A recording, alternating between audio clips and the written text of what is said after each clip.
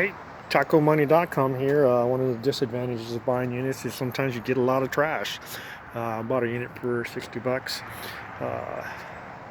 Got this nice microwave.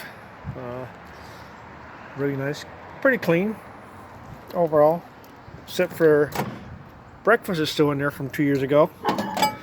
Nice and moldy. Sausage might be a little good. It looks like chorizo. I'm not sure what else that is.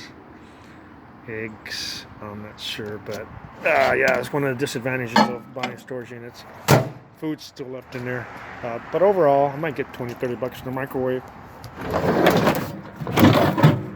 But that's one of the disadvantages. They even left their bag of potatoes in there that are rotten. It smells pretty bad, but hey, it's the roll of the dice when you buy storage units. Subscribe and like, and I hope you like the breakfast.